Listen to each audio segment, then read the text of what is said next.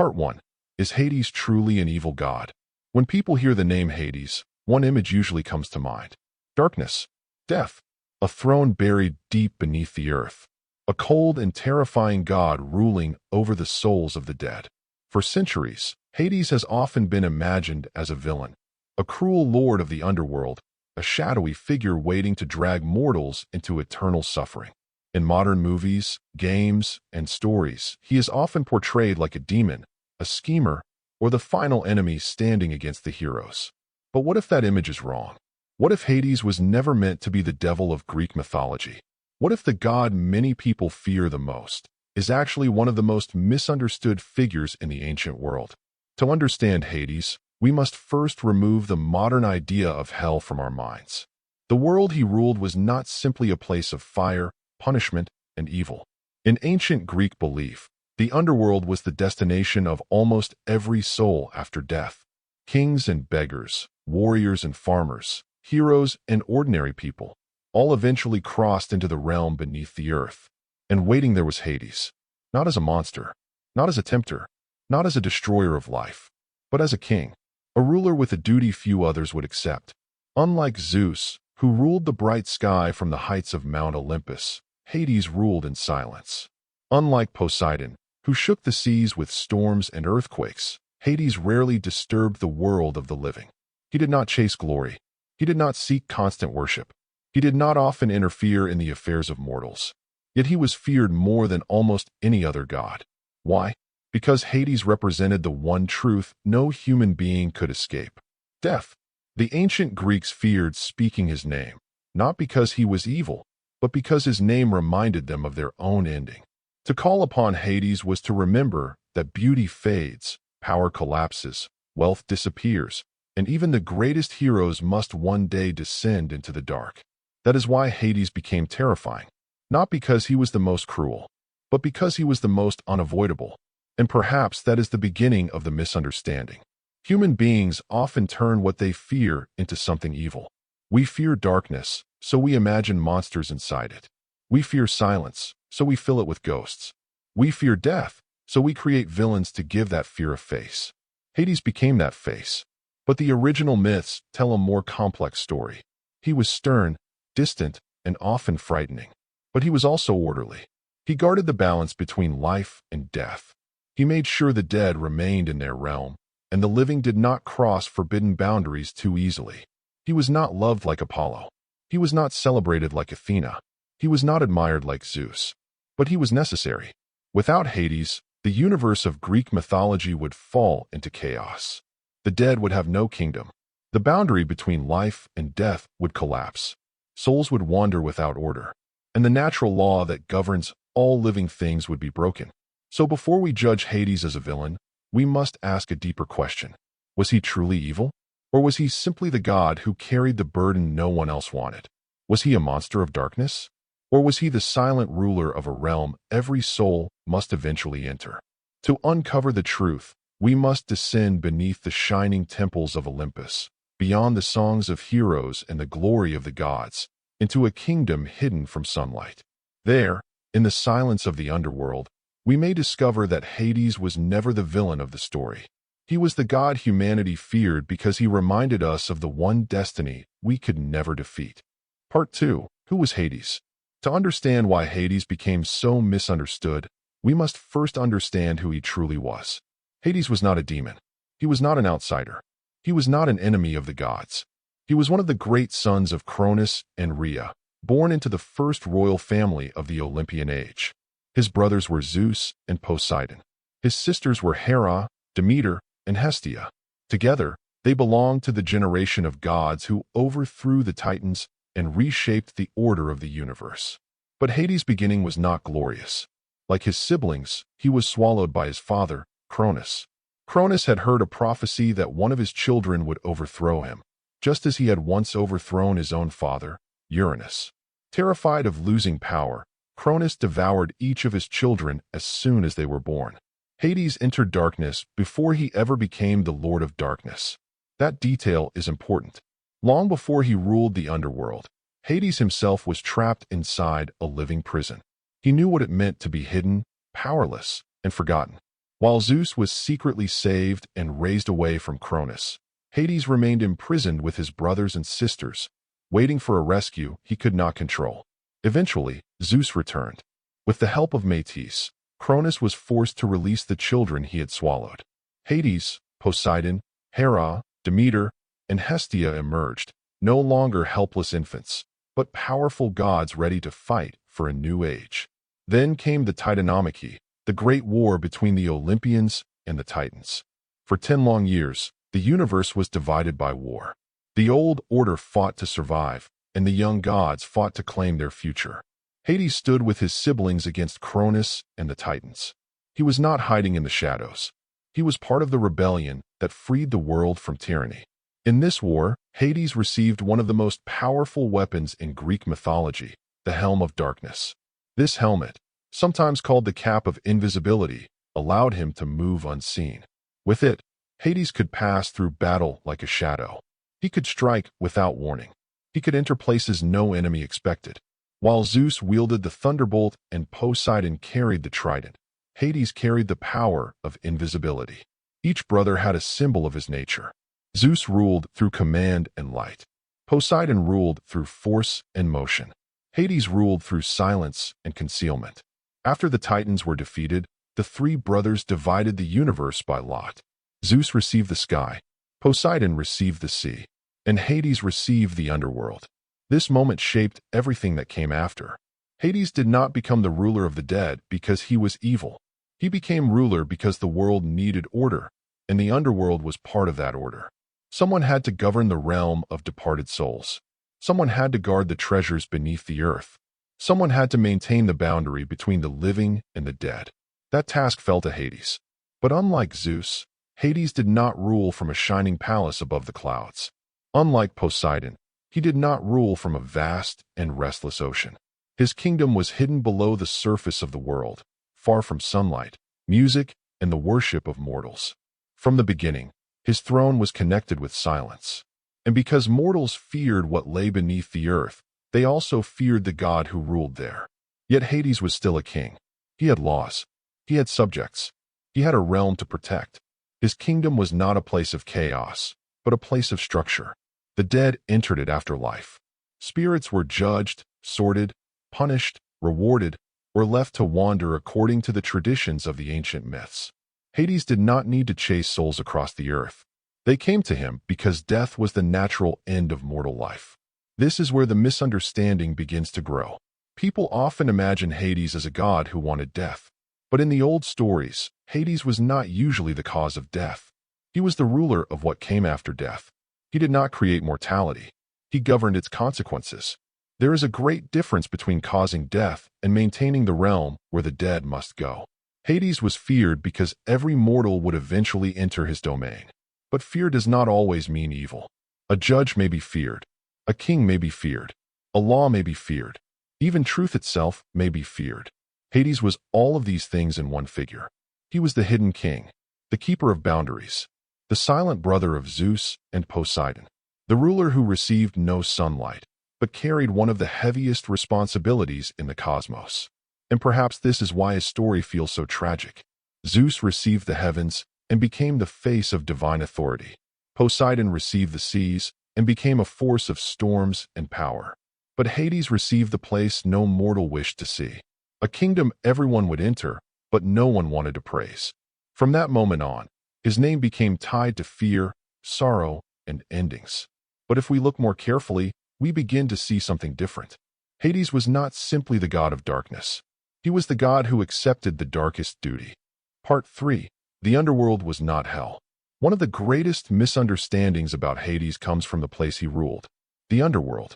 To many modern people, the word immediately sounds like hell, a place of fire, torture, demons, and eternal punishment.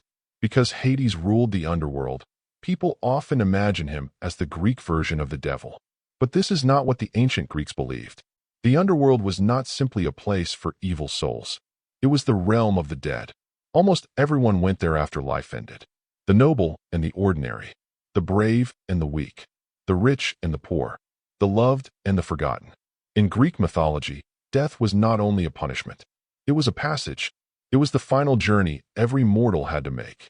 And the underworld was the kingdom that received them. This is why Hades' role was so important. He was not ruling a prison built only for sinners. He was ruling an entire hidden world beneath the earth, a place with rivers, gates, judges, spirits, rewards, punishments, and ancient laws. The journey into the underworld often began with Hermes, the messenger of the gods. In one of his darker roles, Hermes guided the souls of the dead away from the world of the living. He led them toward the boundary between life and death. There, the souls would reach the dark waters of the underworld. One of the most famous rivers was the Styx. To cross it, the dead needed the ferryman, Charon. In many traditions, the Greeks placed a coin with the dead so they could pay for the crossing. Without payment, a soul might be left wandering near the shore, unable to fully enter the realm beyond. This detail shows us something important. The underworld was not pure chaos. It had rules. It had rituals. It had order. At the gates stood Cerberus, the terrifying three-headed dog of Hades. Many people imagine Cerberus as a monster that attacked the dead, but his true purpose was more specific. He guarded the boundary. He allowed the dead to enter, but he did not allow them to leave. This was not cruelty for its own sake. It was cosmic order. The dead belonged in the realm of the dead. The living belonged in the world above. If that boundary collapsed, the balance of existence would collapse with it. Inside the underworld, not every soul faced the same fate. Some entered the Asphodel Meadows, a shadowy place for ordinary souls.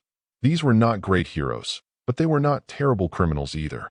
They lived in a dim, quiet afterlife, neither blessed with glory nor punished with horror. Others reached Elysium.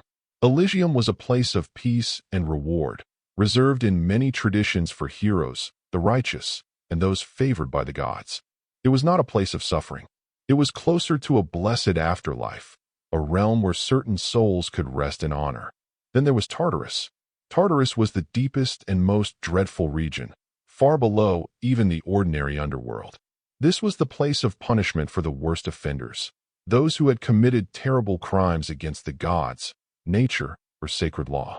It was in Tartarus that figures like Tantalus, Sisyphus, and Ixion suffered for their crimes. Tantalus was punished with eternal hunger and thirst. Sisyphus was forced to roll a boulder up a hill, only to watch it fall back down again and again. Ixion was bound to a burning wheel, condemned for his arrogance and betrayal. These punishments were horrifying, but they were not given to every soul. That is the key difference. The underworld contained punishment, but it was not only punishment. It contained darkness, but it was not only evil. It contained sorrow, but it also contained judgment, memory, rest, and order. And Hades ruled over all of it. This is why calling him simply the god of hell is misleading. Hades was not sitting on a throne, laughing as innocent souls suffered. He was not tempting people into sin. He was not trying to corrupt the living. He was the ruler of the final realm, the guardian of the place where mortal life ended and the mystery of death began.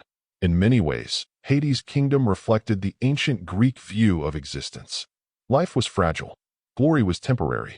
Even heroes could not escape death forever. But death did not mean the universe had no order. Beyond the grave, there was still law. There was still consequence. There was still a place prepared for every soul. That place was Hades' domain. And because his kingdom was hidden beneath the earth, surrounded by silence and shadow, people feared it. But fear changed the way they remembered him. Over time, the underworld became confused with hell, and Hades became confused with a devil-like figure. His image grew darker, harsher, and more villainous. The complexity of his role was reduced to a simple idea. Hades equals evil. But the ancient myths tell a deeper story. Hades was not the enemy of life. He was the keeper of what came after life. He did not create death. He gave death a kingdom. He gave the dead a place. And he gave the universe a boundary that even gods and heroes had to respect. So when we imagine Hades, we should not only imagine flames, chains, and suffering. We should imagine a vast silent realm beneath the earth, a place of rivers and gates, a place of judgment and memory, a place where every mortal story eventually reaches its final chapter. And at the center of that realm sits Hades, not as a demon, not as a destroyer, but as the king of the dead, guarding the oldest law of all. Everything that lives must one day descend. Part 4. Why was Hades so feared? If Hades was not truly evil, then why was he feared so deeply? Why did the ancient Greeks avoid saying his name? Why did they speak of him with caution, reverence, and dread? The answer is simple. Hades was feared because he stood closest to death. Not death as an idea, not death as a distant possibility, but death as the final reality waiting for every living soul. The ancient Greeks lived in a world where death was never far away. War could take a man in his youth. Disease could destroy an entire household. A storm at sea could swallow sailors without warning. Childbirth could become fatal. Hunger, plague, violence, and fate were constant shadows over human life. To them, death was not abstract. It was always near, and Hades was the divine face of that nearness. Unlike other gods, Hades did not represent something mortals could easily celebrate. Zeus could be honored for reign and order. Athena could be praised for wisdom and strategy. Apollo could be loved for music, prophecy, and healing. Aphrodite could be worshipped for beauty and desire. But Hades? Hades reminded people that everything they loved would one day be taken from them. Their homes, their families, their youth, their victories, their own breath. This is why his name carried such weight. In some traditions, people avoided speaking the name Hades directly. Instead, they used titles and respectful names. One of the most important was Platon, meaning the wealthy one, because the riches of the earth, metals, gems, and hidden treasures, were believed to come from beneath the ground. This was not only respect, it was caution. To speak the name of Hades was to draw attention to death, and few mortals wanted to invite the gaze of the god who ruled the dead. But this fear reveals more about humanity than it does about Hades. People often fear what they cannot control. They fear what cannot be negotiated with. They fear what cannot be defeated by strength, intelligence, wealth, or beauty. And death is the greatest of these forces. A king may command armies, but he cannot command death to leave him untouched. A hero may defeat monsters, but he cannot escape the final descent forever. A wealthy man may own lands and treasures, but he cannot bribe his way out of mortality. Hades represented that hard truth. He was not feared because he was chaotic. He was feared because he was certain. That is very different. Poseidon could be unpredictable. His storms could rise suddenly. His anger could destroy ships and cities. Zeus could be passionate, political, and severe. He could reward, punish, seduce, deceive, and interfere in the lives of gods and mortals. But Hades was different. He was not usually shown as reckless. He was not constantly invading the world above. He did not need to prove his power through constant violence. His power was already absolute in one area. Everyone came to him in the end. This made him terrifying in a quiet way. Hades did not need to chase mortals. Time brought them to his gates. He did not need to threaten kings. Age bent their backs. He did not need to destroy warriors. War, fate, and weakness did that for him. In this sense, Hades was not merely a god in a myth. He was a symbol of an unavoidable law. His darkness was not the darkness of evil, but the darkness of the unknown. The darkness beyond the last breath. The darkness beneath the earth where every story eventually disappears from the eyes of the living. And human beings have always struggled with the unknown. We can accept many things when we understand them, but death remains the one door no living person can fully describe from experience. We see others pass through it, but we cannot see what they see. We stand at the edge, but we cannot look clearly beyond. Hades ruled beyond that edge. That is why his kingdom felt frightening. It was not only a place beneath the earth, it was the place beyond human certainty. The fear of Hades was also connected to separation. Death did not only end life, it divided families, lovers, friends, and kingdoms. When someone descended into the underworld, they left behind voices that could no longer reach them, hands that could no longer hold them, and memories that slowly became painful. Hades was the ruler of that separation. Even when he did nothing cruel, his realm represented loss. And loss can make any figure appear merciless. But perhaps the Greeks also respected Hades because they understood something modern culture often forgets. A frightening force is not always an evil force. The night can be frightening, but it is not evil. The sea can be dangerous, but it is not evil. A judge can be severe, but severity is not always injustice. Hades belonged to this category. He was dark. He was distant. He was final, but that did not make him wicked. In fact, the fear surrounding Hades may have made people more aware of life itself. By remembering the underworld, mortals were reminded that their time was limited. They were reminded that pride would not last forever. They were reminded that every feast, every victory, every love, and every breath existed under the shadow of an ending. That shadow could be frightening, but it could also be meaningful, because without death, life would lose its urgency. Without endings, choices would lose their weight. Without the underworld, the world above would forget the value of sunlight. This is the strange power of Hades. He does not comfort us. He does not flatter us. He does not promise that everything will last. Instead, he stands silently at the end of every road, reminding gods and mortals alike that existence has limits. And limits are what make life precious. So perhaps Hades was not feared because he was the cruelest god. Perhaps he was feared because he was the most honest one. While other gods offered beauty, victory, wisdom, love, or power, Hades offered no illusion.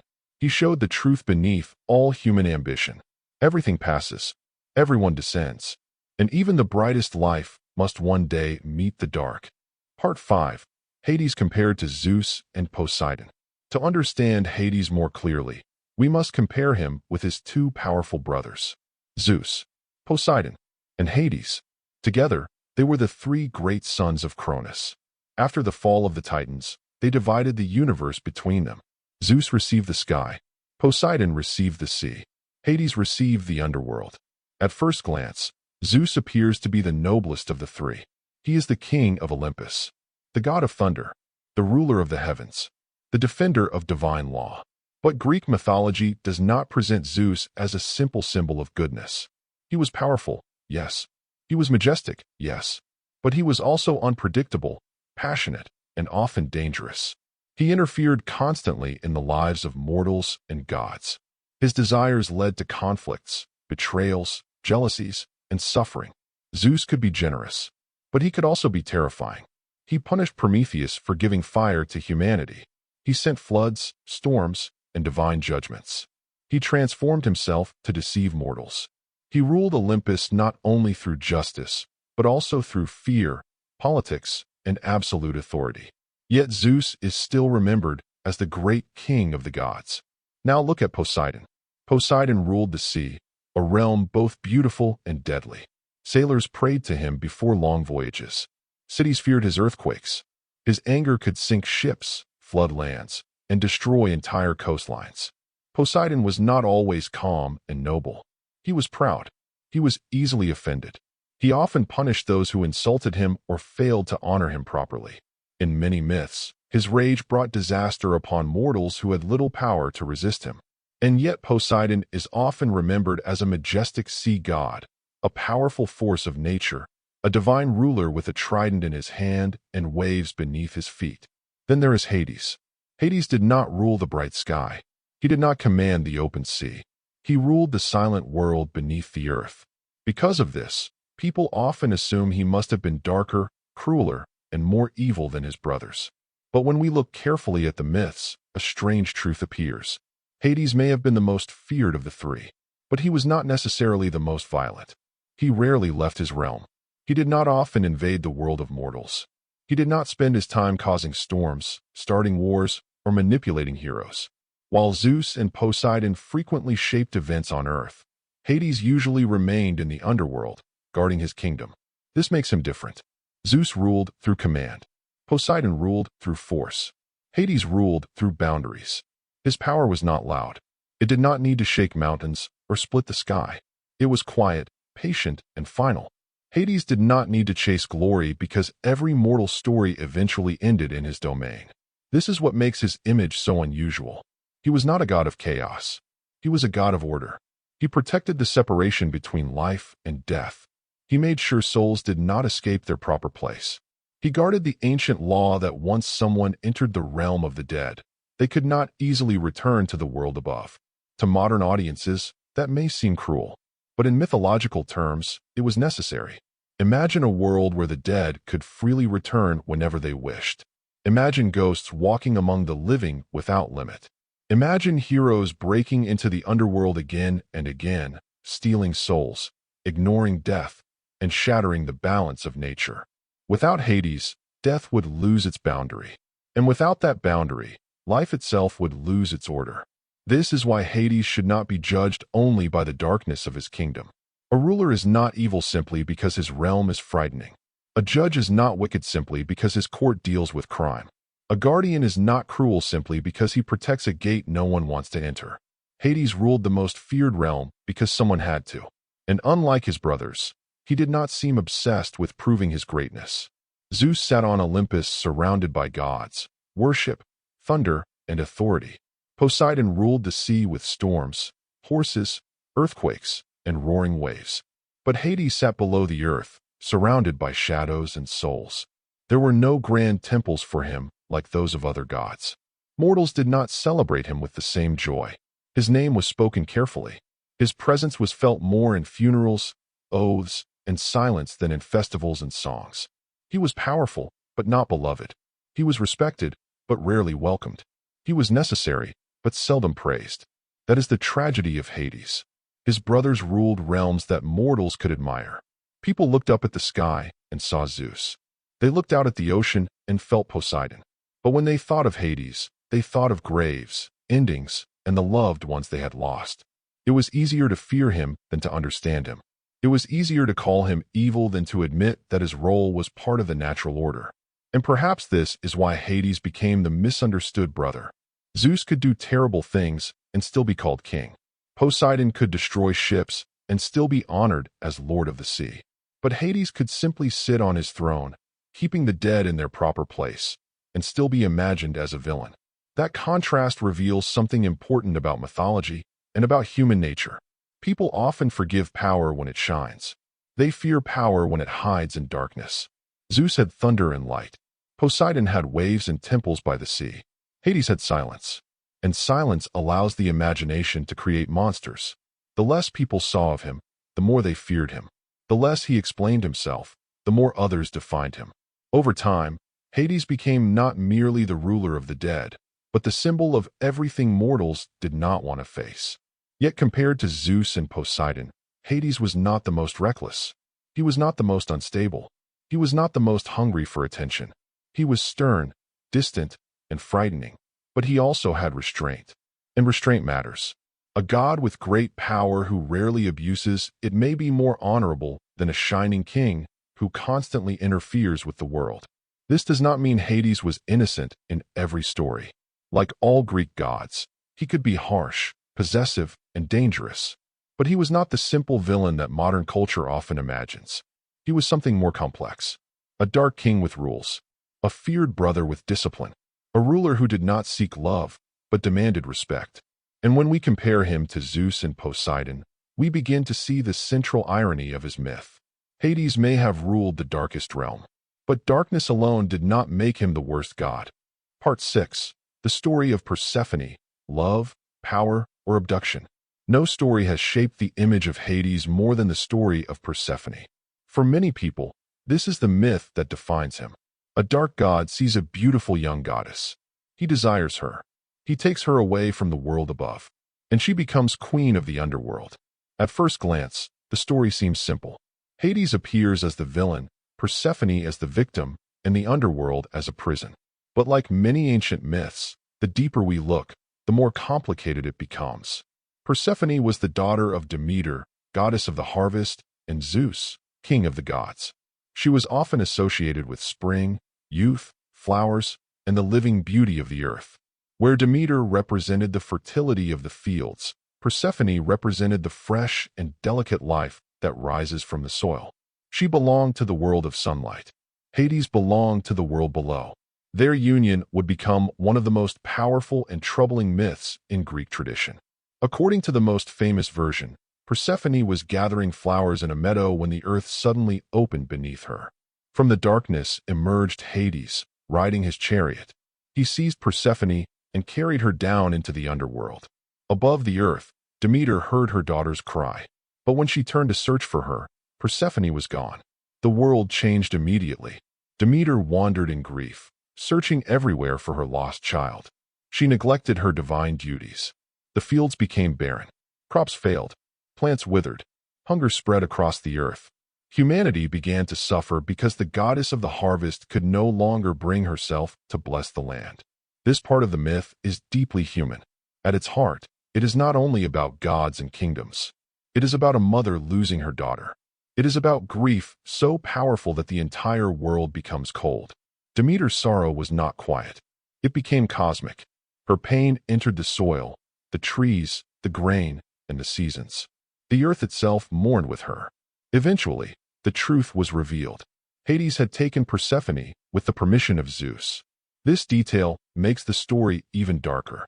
The abduction was not simply the act of one lonely god.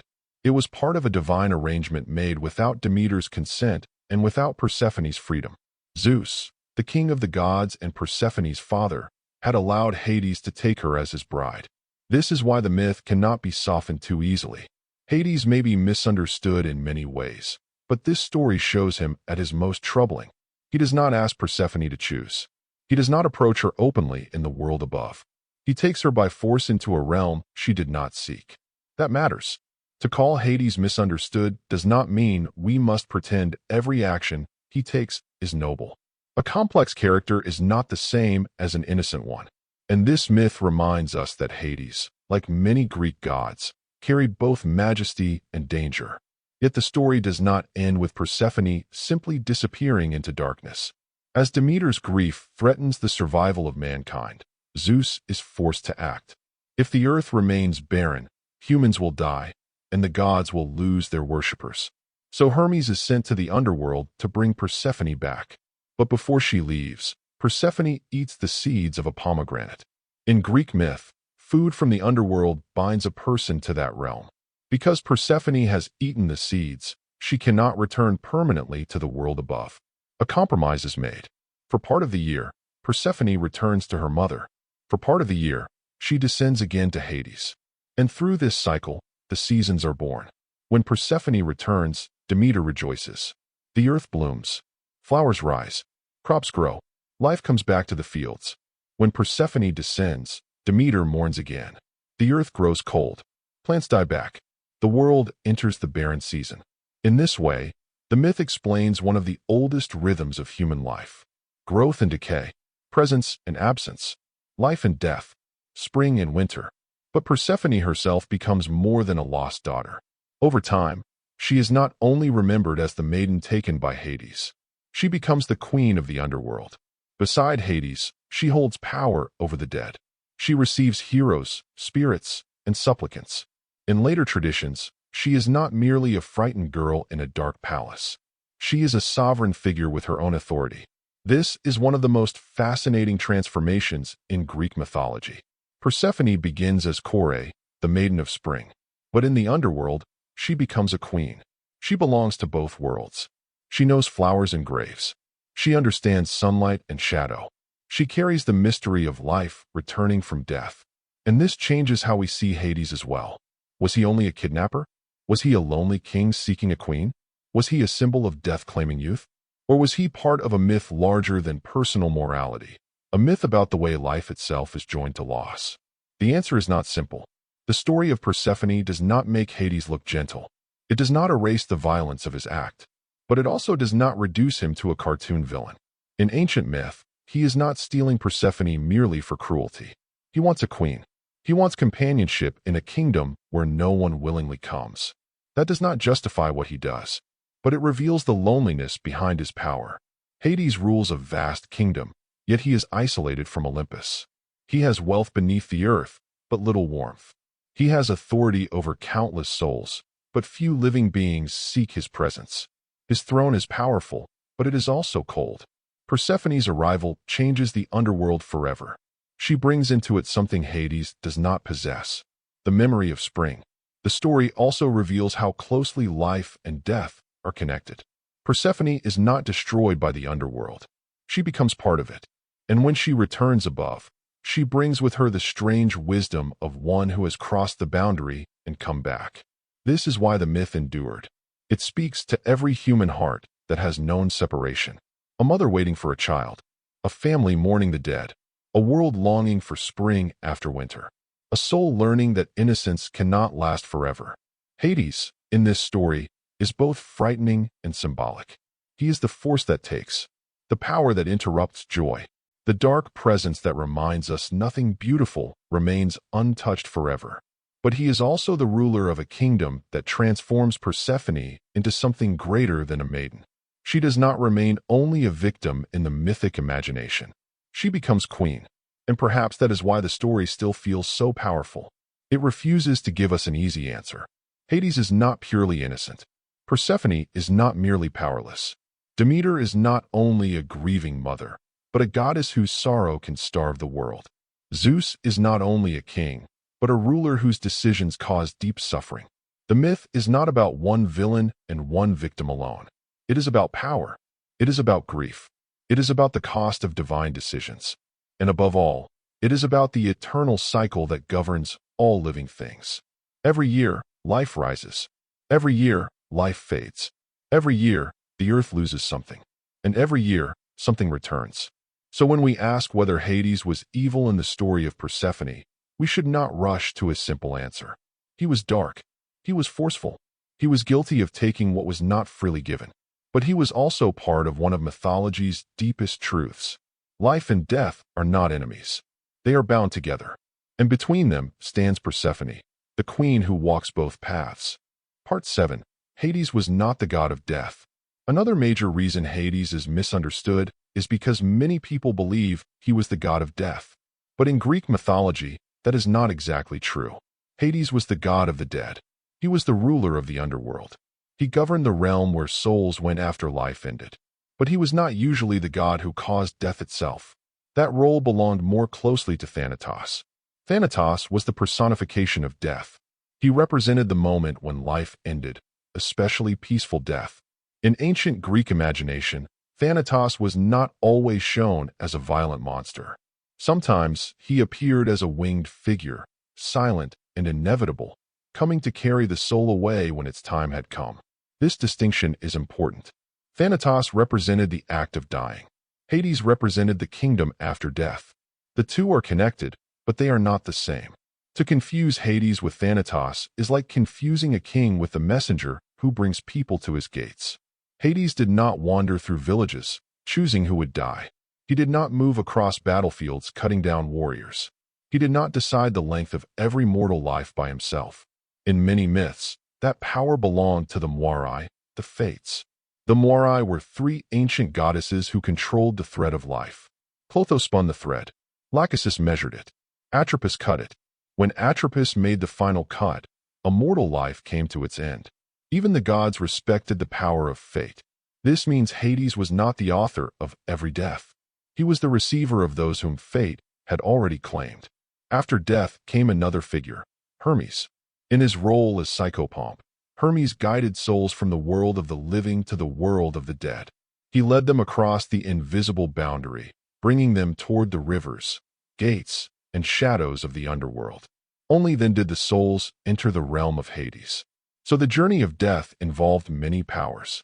The fates determined the span of life. Thanatos represented death itself. Hermes guided the soul. Charon ferried the dead across the river.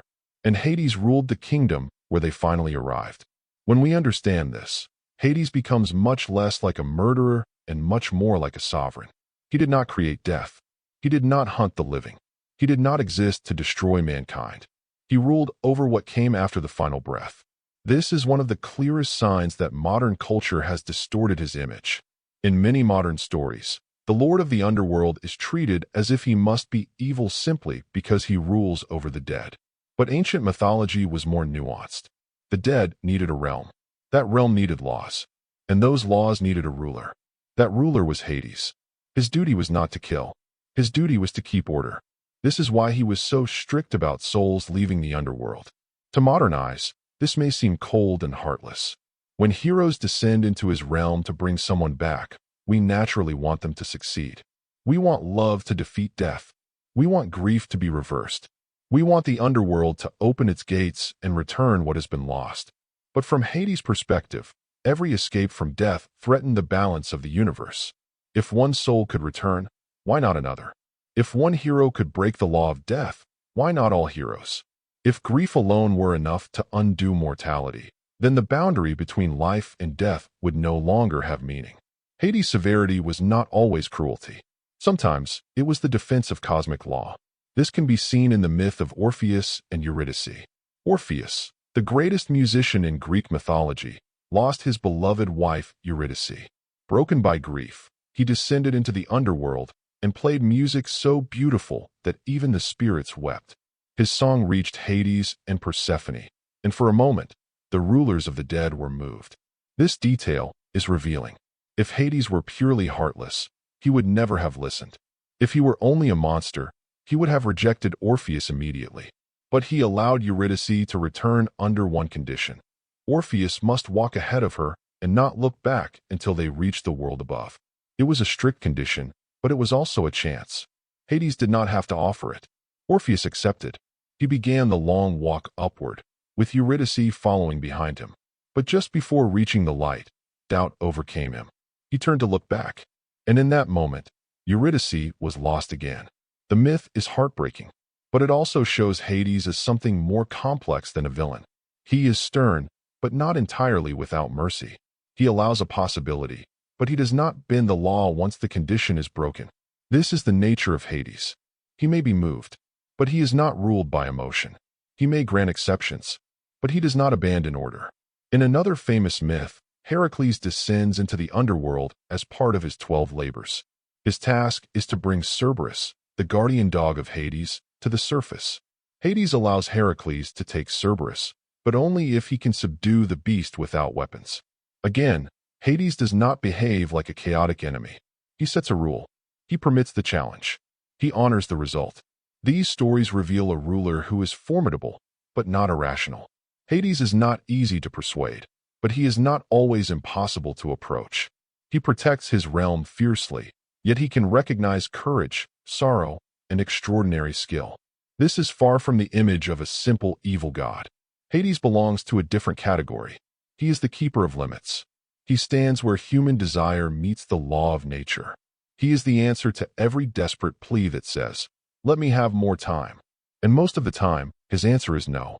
Not because he enjoys suffering, but because life cannot remain life if death has no authority. That may be difficult to accept, but it is not evil. It is order. It is balance. It is the ancient truth that every mortal existence has a beginning, a middle, and an end. So when people call Hades the god of death, they miss the deeper point. He was not death coming for the living. He was the king waiting beyond death. He was not the blade that cut the thread. He was the ruler of the realm where the cut thread was carried. And this difference changes everything, because a destroyer seeks to end life, but a guardian protects the boundary after life has ended. Hades was feared because all souls came to him, but he was misunderstood because people blamed him for the journey he did not begin. They saw the darkness of his kingdom and assumed he must be the cause of their pain.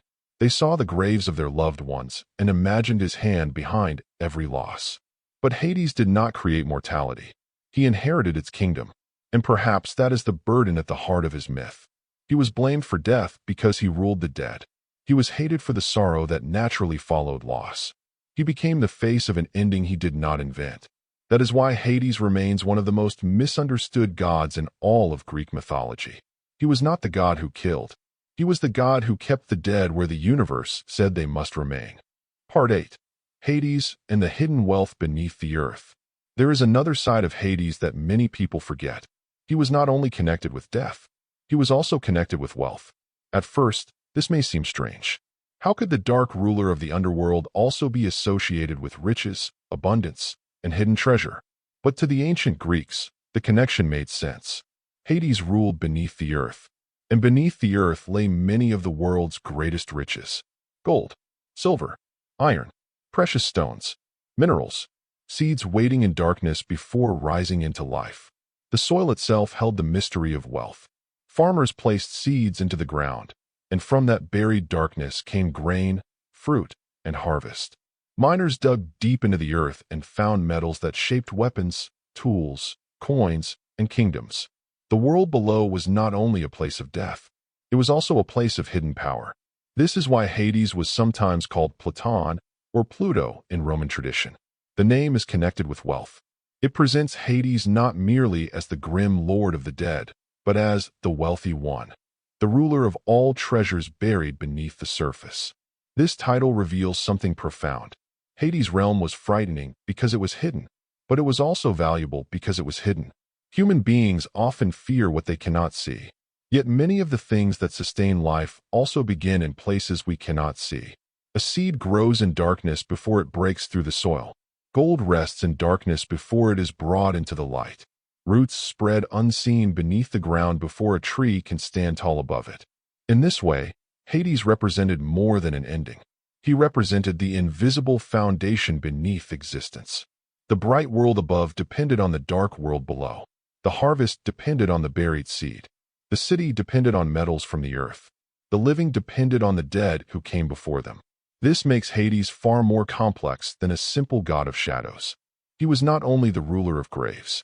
He was also the guardian of the unseen riches that made civilization possible. But there is a deeper symbolic meaning here.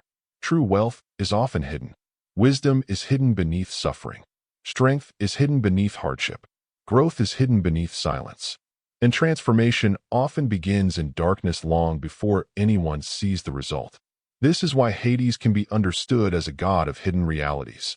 He ruled over what people preferred not to face: death, loss, silence, burial, and the unknown. But he also ruled over what people desperately needed: fertility, minerals, memory, roots, and buried treasure. The same earth that receives the dead also feeds the living. The same darkness that frightens us also protects the seed. The same underground realm that symbolizes endings also contains the beginning of new life. This is the paradox of Hades. He appears to stand against life, but his kingdom is part of the cycle that makes life possible. Without the underworld, there is no place for the dead. Without the soil, there is no harvest.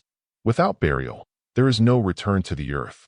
Without darkness, there is no hidden growth. Ancient mythology often understood this better than modern storytelling. Modern stories like to divide symbols into simple categories. Light means good, darkness means evil, life means hope, death means horror. But older myths were often wiser. They knew that life and death were woven together. They knew that the earth was both a tomb and a womb. Hades ruled that mystery. He was the lord of what lies beneath. Not everything beneath us is evil. Some things are buried because they are dead. Some things are buried because they are waiting to live. This is why the connection between Hades and wealth matters so much. It reminds us that his darkness was not empty. His realm was full of souls, full of secrets, full of minerals, full of ancient laws, and full of hidden value. And perhaps this is another reason he was misunderstood. People looked at the surface and saw only fear. They saw the grave, but not the seed. They saw the darkness, but not the treasure. They saw the underworld, but not the order it preserved. Hades teaches us that not all value shines in the open. Some forms of power are quiet. Some kinds of wealth are buried. Some truths can only be found by descending beneath the surface.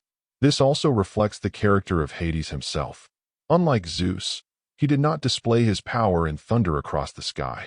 Unlike Poseidon, he did not announce his anger with roaring waves. Hades' power was hidden, silent, deep, like gold beneath stone, like roots beneath a forest, like the memory of the dead beneath the life of every generation.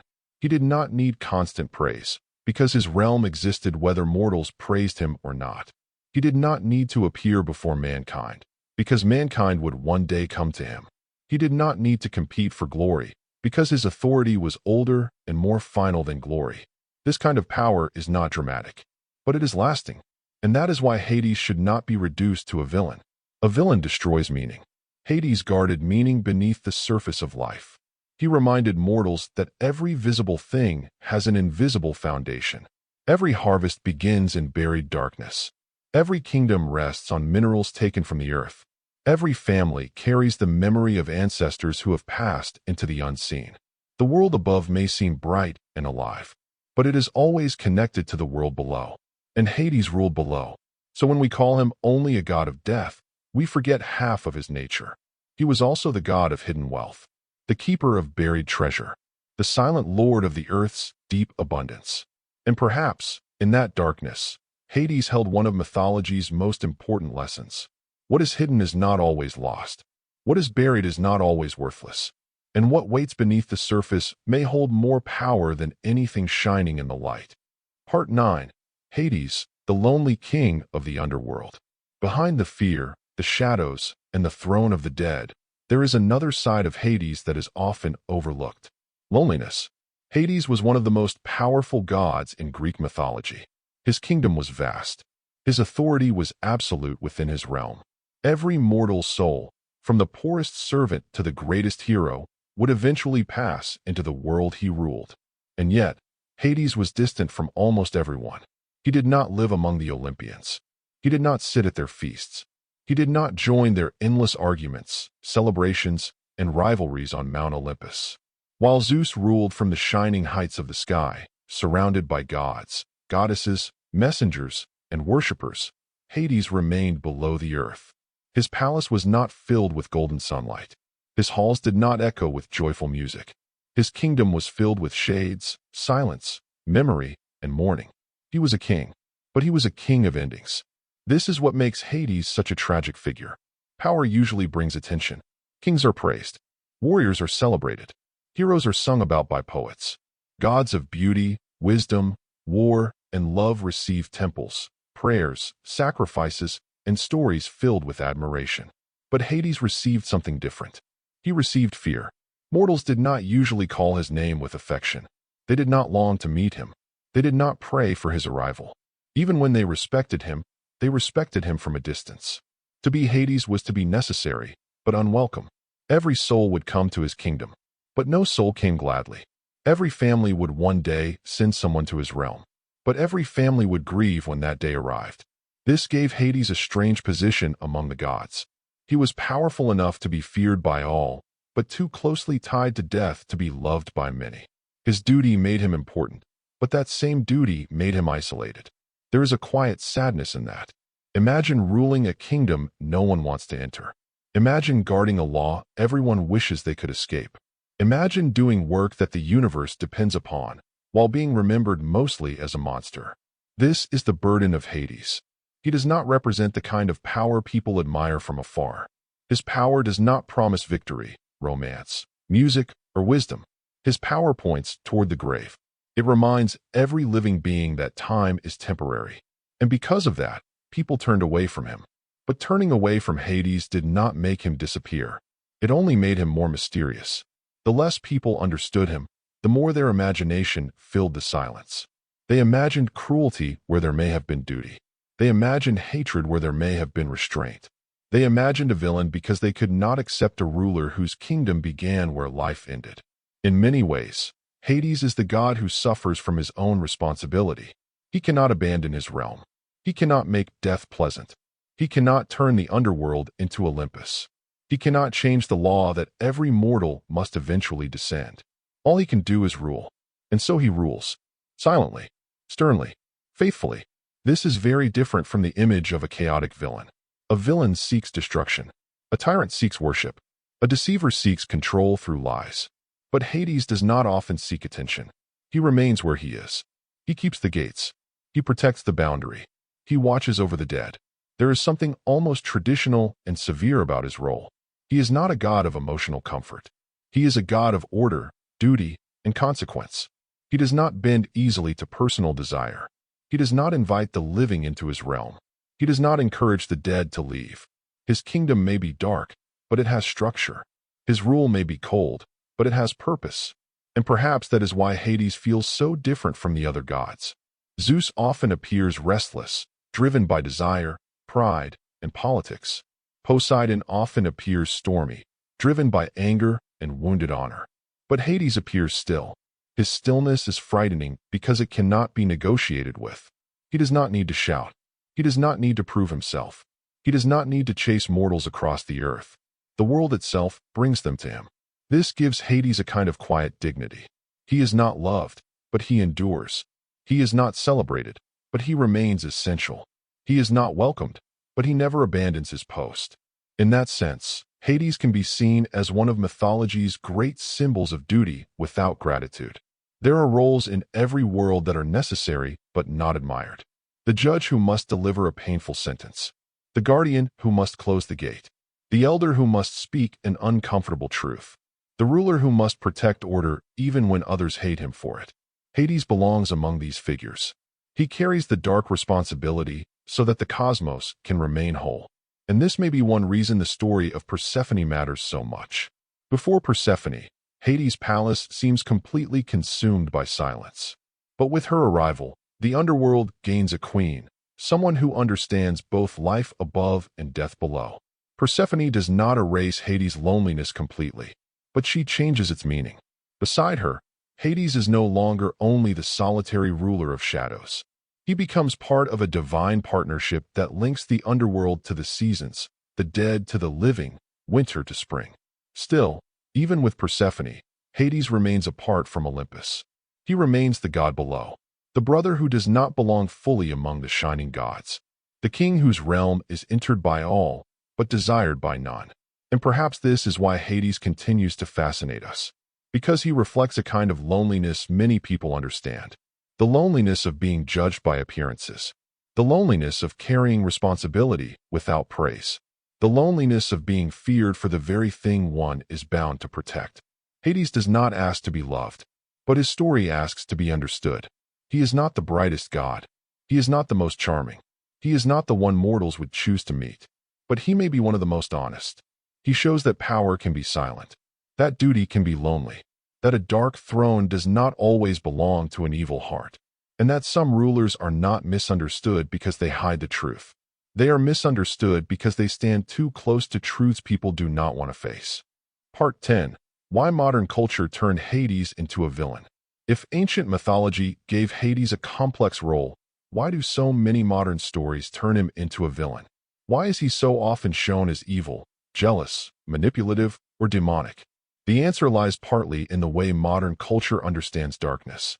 In many modern stories, light is treated as good, and darkness is treated as evil. A shining palace belongs to heroes. A bright sky belongs to noble gods. A shadowy kingdom belongs to monsters. Because Hades rules beneath the earth, surrounded by darkness and the dead, it became easy to imagine him as the enemy. The underworld looked frightening, so its king became frightening. And over time, frightening became evil. This is one of the simplest mistakes people make with Hades. They confuse atmosphere with morality. They see shadows and assume corruption. They see death and assume cruelty.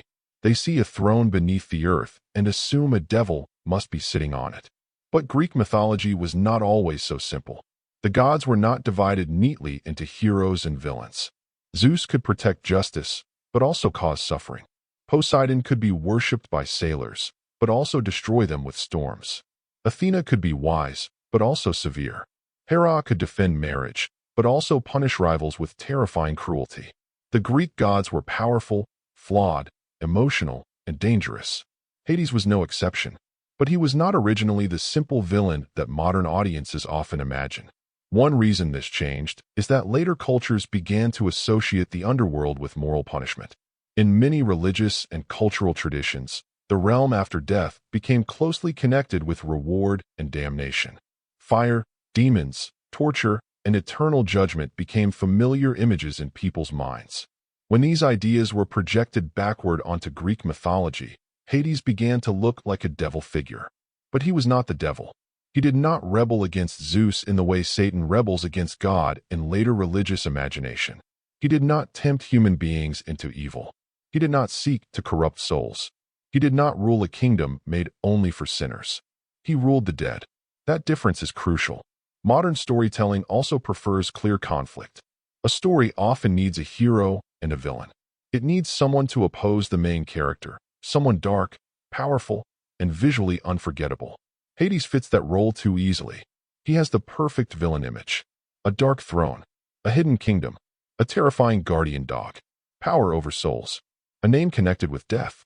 For a writer, filmmaker, or game designer, Hades is almost too tempting to turn into an antagonist. He already looks like the final boss. He already carries the atmosphere of danger. He already stands at the edge of life and death. So modern culture often takes the surface of Hades and ignores the depth. It keeps the darkness, but removes the duty. It keeps the throne, but removes the burden. It keeps the fear, but removes the order. This is how a misunderstood god becomes a villain. The process is not always intentional. Sometimes it happens because audiences want simple emotional symbols. They want the sky god to be good, the sea god to be wild, and the underworld god to be evil. It feels natural. It is easy to understand. It gives the story a clear shape. But mythology was never only about easy answers. The oldest myths often carried uncomfortable truths. They understood that life depends on death. They understood that darkness can protect as well as frighten. They understood that a ruler may be severe without being wicked. Hades represented these difficult truths. And difficult truths are not always popular. It is much easier to make Hades a villain than to ask why human beings fear death so deeply. It is easier to show him as a monster than to admit that the underworld was not simply evil, but necessary. It is easier to laugh at him, demonize him, or make him jealous of Zeus than to face the older idea that Hades was doing a sacred and unavoidable duty. There is also another reason modern culture often changes him. Modern audiences are drawn to rebellion. They like characters who challenge authority, break rules, escape fate, and refuse limits. But Hades represents the opposite. He represents the boundary no one can break forever. He represents the law that even heroes must respect. He represents the final gate. That makes him uncomfortable. A hero wants to bring someone back from death. Hades says no. A grieving lover wants one more chance. Hades says there are conditions. A warrior wants glory to last forever. Hades reminds him that glory ends. In modern stories, the person who says no to desire often becomes the villain. But in ancient myth, that refusal could also represent order. Hades is not evil simply because he will not give mortals everything they want. He is not cruel simply because he refuses to let death become meaningless. He is not a monster simply because his law is painful. This is where the misunderstanding becomes most important. Modern culture often judges Hades by human emotion. We feel grief, so we blame the god of the dead. We fear the grave, so we fear its ruler. We want life to continue forever, so the one who guards death seems like an enemy. But Hades does not exist to comfort human desire. He exists to maintain the balance of the cosmos. That balance is harsh. But harshness is not the same as evil. This is why returning to the ancient image of Hades matters. It allows us to see him not as a cartoon villain, but as a symbol of something older, sterner, and more profound. He is the god of the place beneath appearances. He is the king of what cannot be avoided. He is the ruler of endings, memory, burial, silence, and hidden wealth. To make him only evil is to make the myth smaller. It removes the tragedy from his loneliness. It removes the dignity from his duty. It removes the wisdom from the darkness he represents. And perhaps that is why Hades continues to be reimagined again and again. Some stories still make him a villain, but others have begun to restore his complexity. They show him as stern, wounded, disciplined, lonely, or misunderstood. That change reveals something important. Maybe modern audiences are beginning to understand that darkness does not always mean evil. Maybe they are ready for gods who are not simple heroes or villains. Maybe they can finally see that Hades was never meant to be the devil of Greek mythology. He was something far more interesting. A feared king, a silent guardian, a ruler burdened by a realm no one else wanted. And perhaps the reason we misunderstood him for so long is because we were never truly looking at Hades. We were looking at our own fear of death and giving that fear a face. Part 11. The lesson behind Hades. The story of Hades is not only a story about death. It is also a story about judgment. Not the judgment Hades gives to souls in the underworld, but the judgment we give to those we do not understand. For centuries, Hades has been feared because of where he rules. He sits in darkness. He governs the dead. His kingdom is silent, hidden, and final. To human eyes, everything about him seems frightening. But fear can distort the truth. When people fear something, they often stop trying to understand it. They create simple labels. They divide the world into good and evil, light and darkness, hero and villain. And once a label is placed on someone, it becomes difficult to see anything else. This is what happened to Hades. He became the villain because his realm was dark. He became cruel because his duty was painful. He became evil because he represented death. But if we look deeper, Hades teaches a very different lesson. Not every dark role belongs to a wicked heart. Some people carry responsibilities that others do not want. Some must make difficult decisions. Some must guard boundaries. Some must speak truths that bring discomfort rather than applause. They may not be loved for it. They may not be praised. They may even be feared. But that does not mean they are evil. Hades reminds us that duty is not always beautiful. Sometimes duty is heavy. Sometimes it is lonely. Sometimes it forces a person to stand in a place where no one else wants to stand. A king on a bright throne may be admired. A hero in shining armor may be celebrated. A poet, a healer, or a warrior may receive songs and honor. But the one who guards the gate of death receives silence. And yet, without that guardian, the order of the world would fall apart. This is one of the deeper truths hidden inside Hades' myth. The universe does not survive only because of beauty, victory, and joy. It also survives because of limits, endings, discipline, and law. A world without boundaries becomes chaos. A life without endings loses meaning. A kingdom without order becomes ruin. Hades represents the part of existence that human beings rarely welcome, but always need. He represents the boundary, the final law, the hidden foundation beneath the visible world. That is why his story matters. It teaches us not to confuse fear with evil. The sea can frighten us, but it is not evil. The night can frighten us, but it is not evil. Old age, silence, separation, and death can frighten us, but they are not evil simply because they hurt. They are part of life.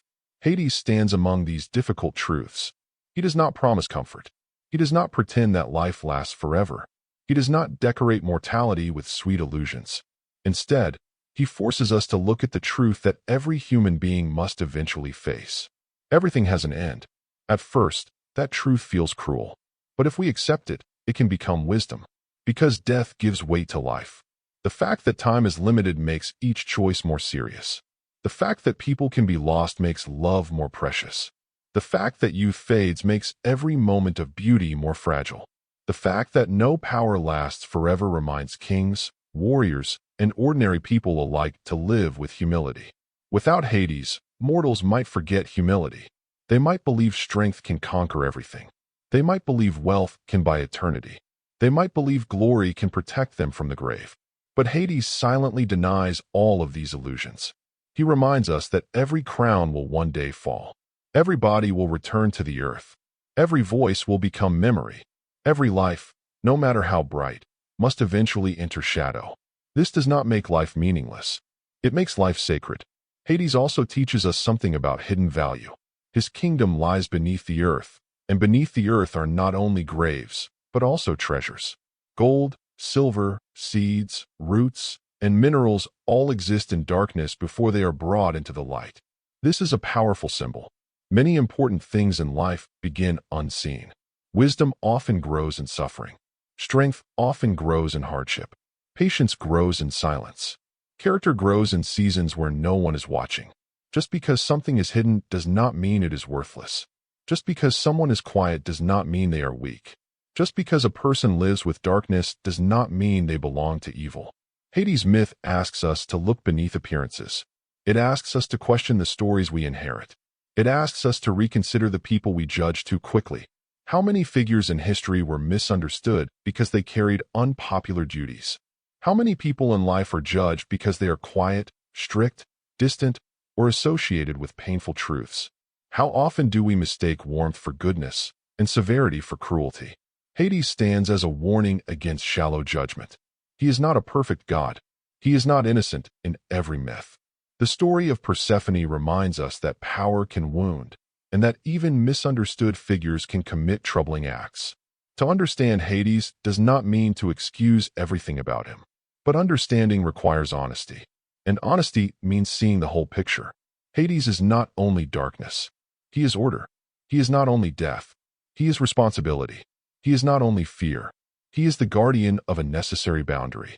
That is why his story remains powerful. Because every human life eventually meets something that cannot be controlled. Every person must face loss. Every family must confront separation. Every heart must learn that love does not prevent endings. And when those moments come, the figure of Hades becomes more than a myth.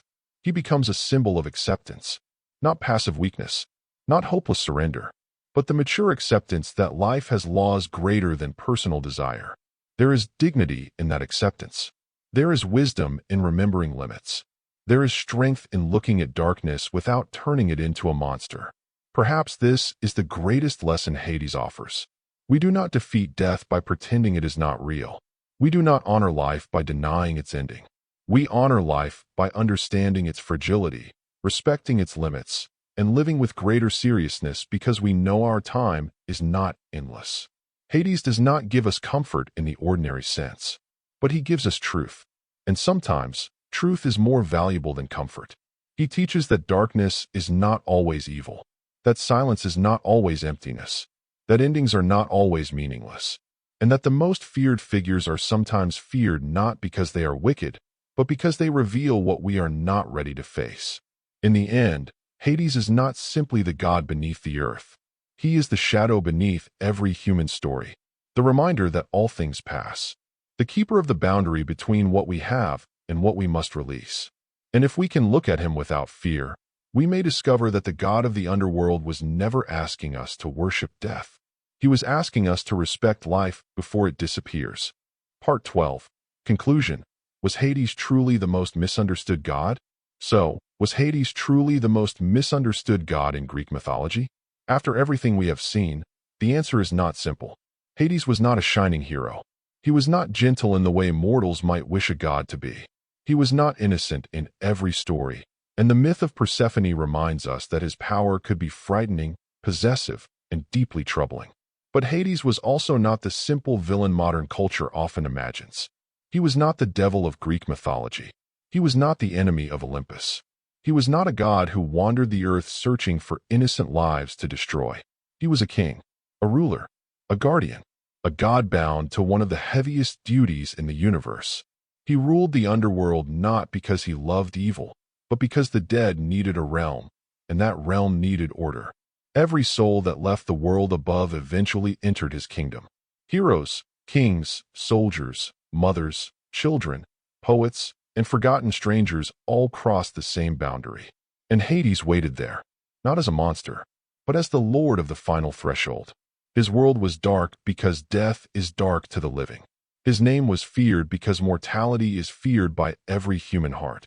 His throne was lonely because no one willingly celebrates the kingdom of endings. Yet none of this makes him evil. It makes him necessary. That may be the deepest truth behind Hades.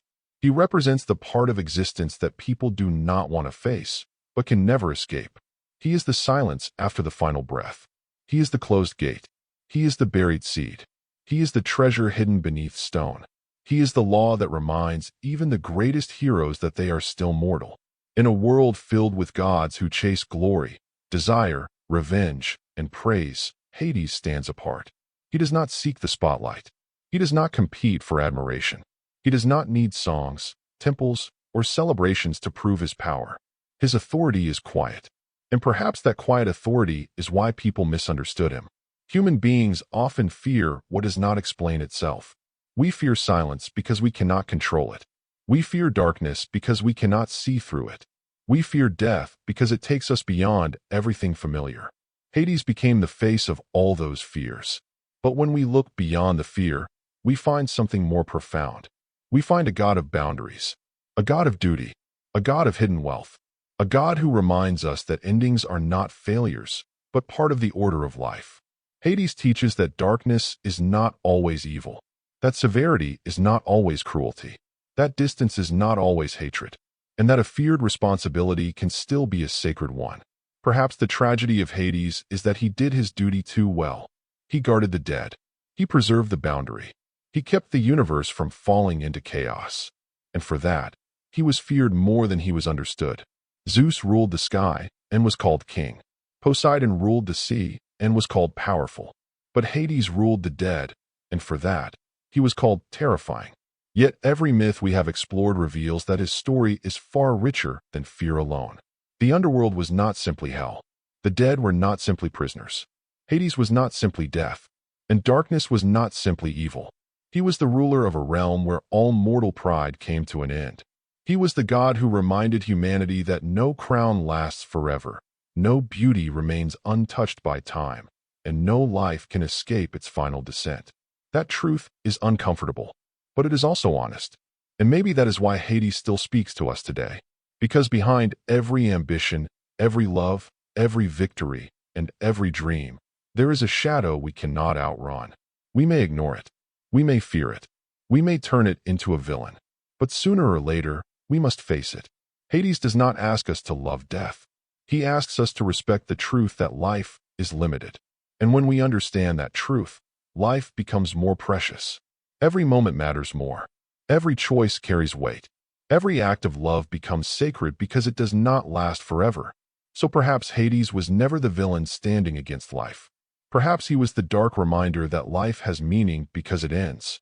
He was feared because he ruled the place all souls must go. He was misunderstood because humanity mistook its fear of death for hatred of the god who guarded it. And in the end, Hades may not be the cruelest god in Greek mythology. He may be the most honest, the silent king beneath the earth, the guardian of the dead, the ruler no one wished to meet, but everyone would one day face. And maybe that is why Hades remains so powerful, not because he represents evil, but because he represents the truth no living soul can escape. Everything passes, everyone descends, and even in darkness, there is order.